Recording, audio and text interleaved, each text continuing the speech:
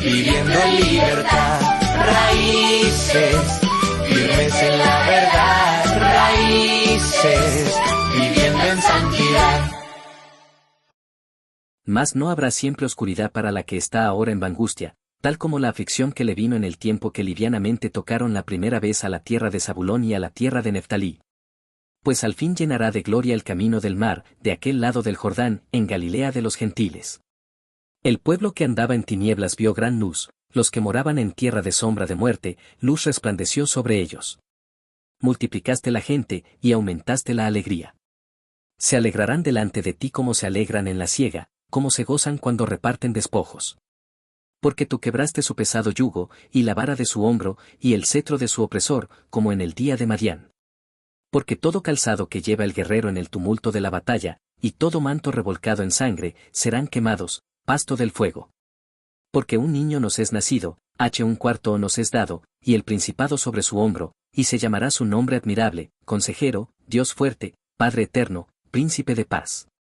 Lo dilatado de su imperio y la paz no tendrán límite, sobre el trono de David y sobre su reino, disponiéndolo y confirmándolo en juicio y en justicia desde ahora y para siempre.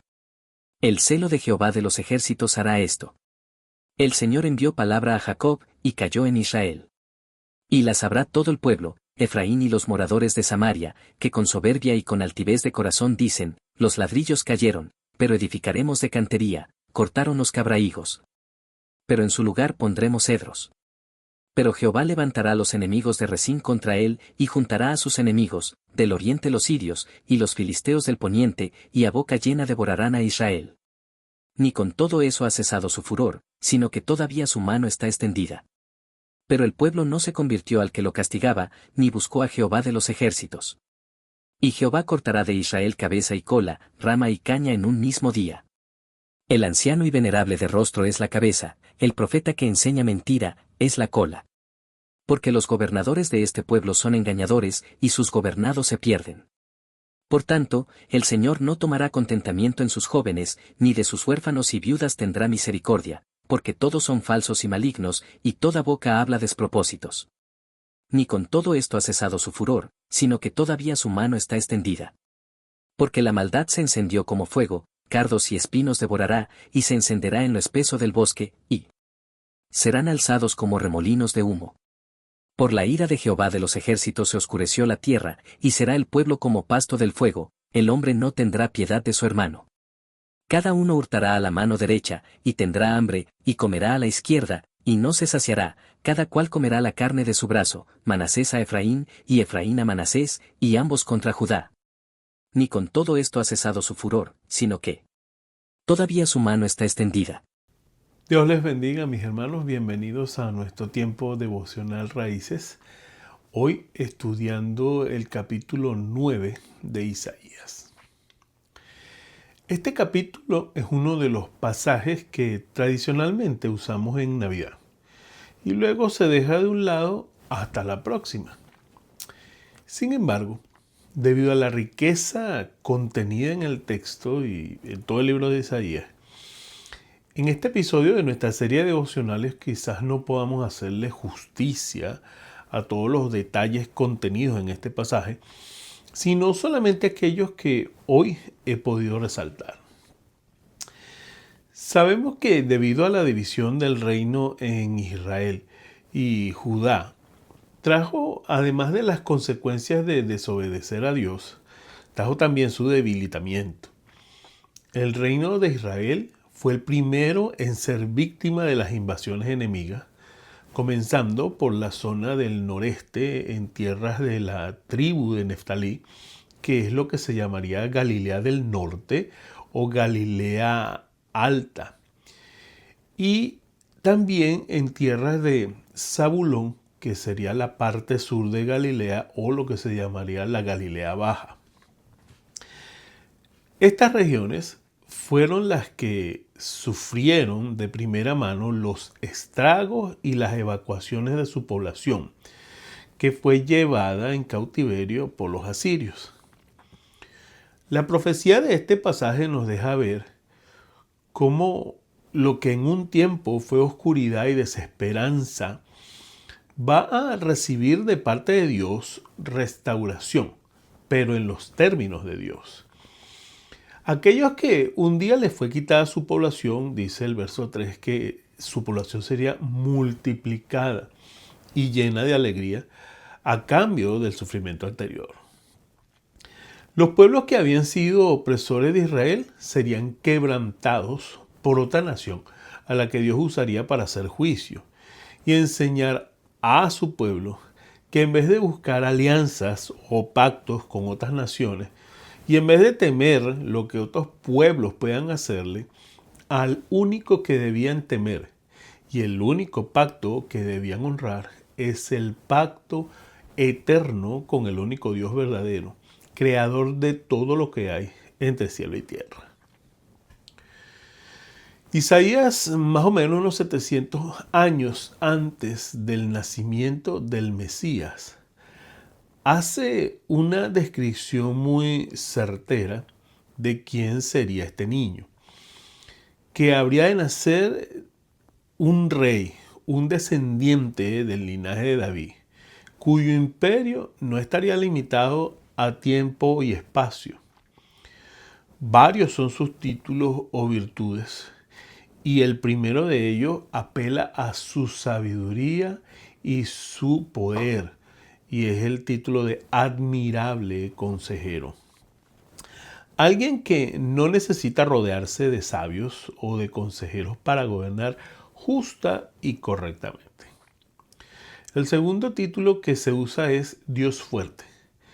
Es Dios todopoderoso, quien todo lo puede sin necesidad de hacer alianzas o de confiar en la fortaleza de su ejército.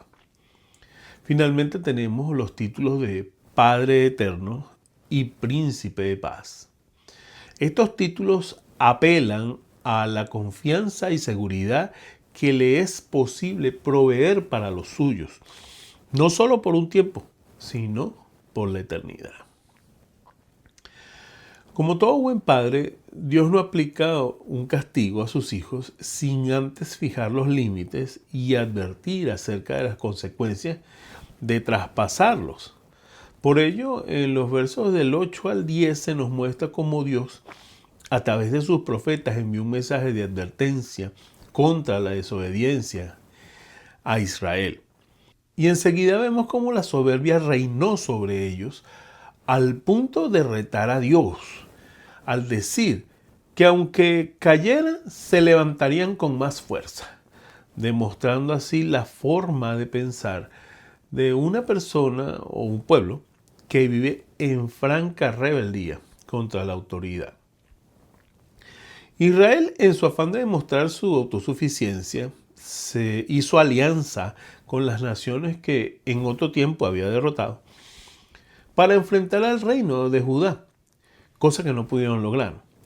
Sin embargo, la alianza con los sirios y los filisteos que el reino de Israel pactó, pensaron que los haría más fuertes, pero realmente fue la raíz de su debilitamiento interno.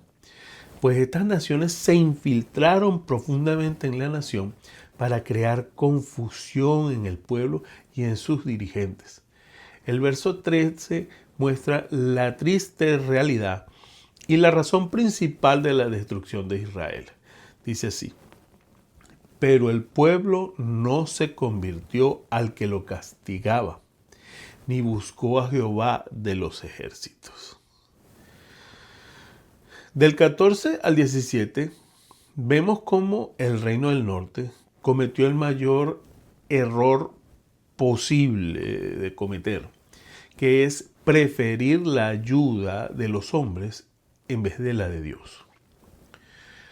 La decadencia de Israel los llevó a olvidar las palabras del rey David en 2 Samuel 24.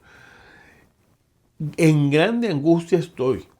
Caigamos ahora en manos de Jehová, porque sus misericordias son muchas, mas no caiga yo en manos de los hombres. El resultado de querer hacer nuestra voluntad siempre termina en caos absoluto. Donde reina la anarquía, la maldad se multiplica. donde las personas en las que pusiste tu confianza son las primeras en traicionarte, donde el fuego se enciende sobre terrenos con vegetación seca.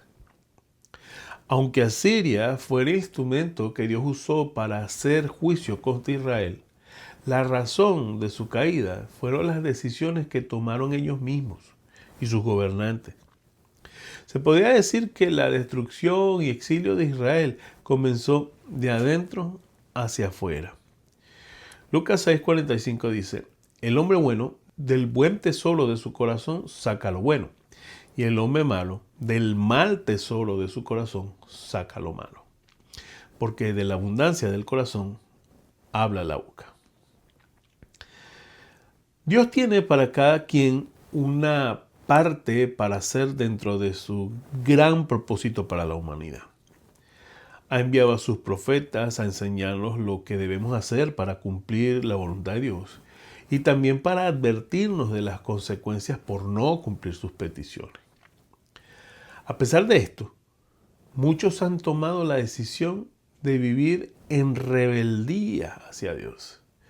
Y otros más ni siquiera le conocen, pues han puesto su confianza en otros dioses, personas, filosofías, sistema de gobierno, etc.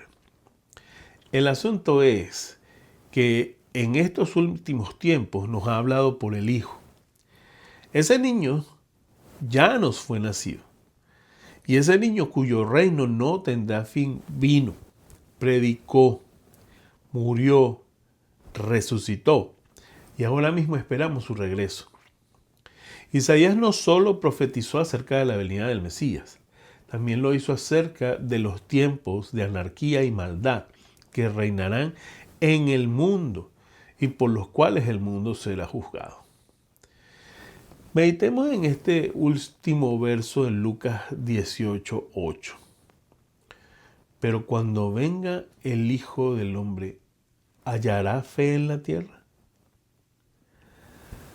Sigamos enraizándonos en la palabra del Señor, mis hermanos. Dios les bendiga.